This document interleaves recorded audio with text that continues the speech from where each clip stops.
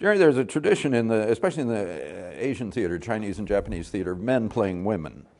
And they have refined it to a point where they have almost distilled the essence of the feminine, if you will. They're almost more feminine than a woman is. And you see that sometimes in some very exquisite marionettes who sort of have the essence of the human or the animal, if that's what it is. And that's quite fascinating to see, but that is not what Landon Shaw does in Die, Mommie, Die.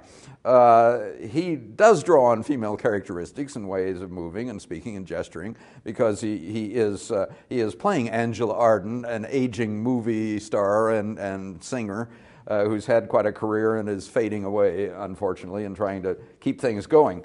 But he plays it broad and not refined. It's to laugh at, not to marvel at, this performance, because it's all camp.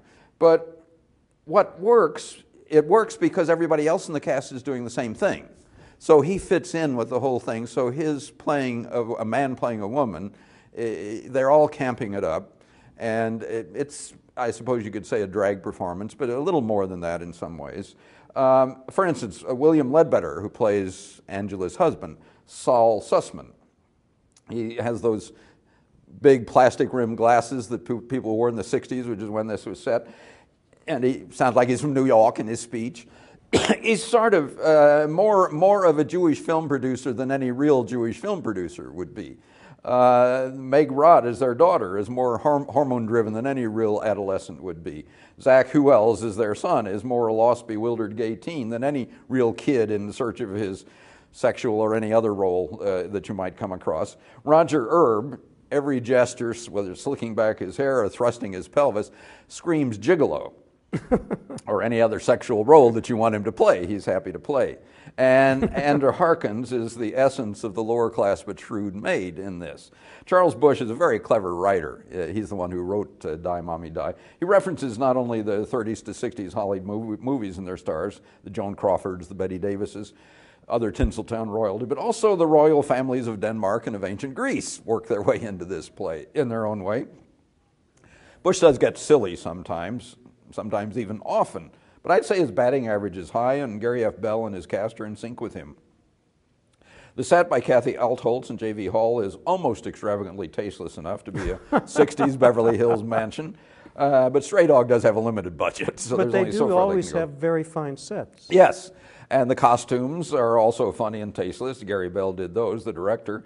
Tyler Duno did the lights. There's a very well done introductory video montage, sort of the history of the career of Angela, that was done by Justin Bean, and there are also some psychedelic effects when LSD is slipped into a drink. Yeah, when two video editors are doing the reviews, a video editor is going to be mentioned. Yes, yes.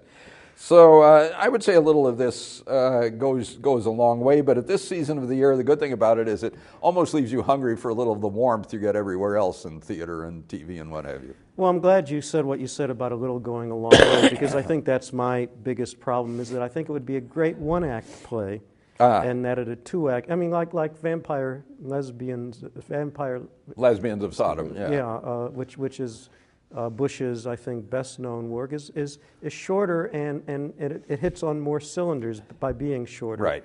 And I think this one, although the parts are very fine, would benefit. The play would have benefited from cutting. Yeah. And I think speaking of plays that would benefit from cutting, well, the cutting we saw was cutting in the play, not cutting speaking of the dysfunctional play. families. This is Titus Andronicus, an early tragedy by William Shakespeare. Clearly not one of his best plays. Clearly.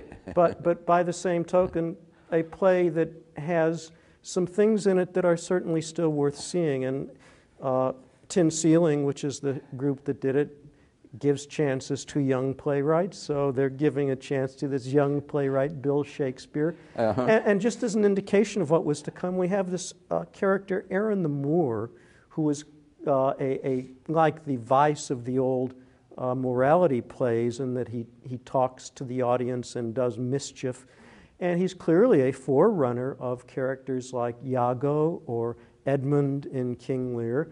And he is a fully developed, interesting character, very well played by Alan David, who I think, has a real conception of the part, which and speaks the language well. And I would say that. Yeah, and he's a small person and very non-threatening looking. Has a sort of innocence look about him until the evil comes through. Threatening, yeah. yes. And I would say that everyone in this cast had a strong conception of their role as under Robert Strasser's direction. And while clearly the levels of experience were different, it was all done with a lot of conviction, and it carried through. Bob Mitchell was Titus Andronicus. He's a very fine actor, and he really captured the arrogance early in the play, and then the real pain of this man whose daughter is violated, and who is a Roman of great tradition, who has to see an emperor who marries the enemy and starts descending to that level. And so a lot of interesting things going on there. Amy Kelly plays Tamara, the Queen of the Goths again. She's a very experienced performer, did very nicely. And John Johnson played Marcus Andronicus. Nice work by him. Derek Simmons was Lucius. Lavinia, Tara Lawton was very fine after she was maimed, had her tongue cut out and her hands cut off, indicated by red gloves, and was very articulate in her gestures when that happened. Very, very full of pathos there. Doug Heddick was vain as Saturninus, the emperor who doesn't really deserve it. Yeah, and he played him as kind of a weakling, which he is. Yes. Yeah. Evan Goddess Chiron and Michael Amoroso Demetrius, the sons of Tamara the Goths, and then in smaller roles, Dick Minslav, Adam Thenhouse as Basanius, and also as a clown, Zachary Holtzman, Rachel Hanks, and Aaron Roberts. Serviceable set by Amy Van Donsel, costumes by Rihanna and James. In one sense, I would have liked to have seen more contrast between the Goths' costumes and the Romans. But on the other hand, I think that's an interpretive comment that maybe there shouldn't be that much contrast, because the first barbaric act is by Titus, and then it's just tit for tat thereafter. Yeah. Yeah, it was strange costuming, because the women's dresses looked like they were from like the 1930s. The men were in suits or jackets, but without ties and carrying swords. I couldn't quite figure out what was going on with the costumes there.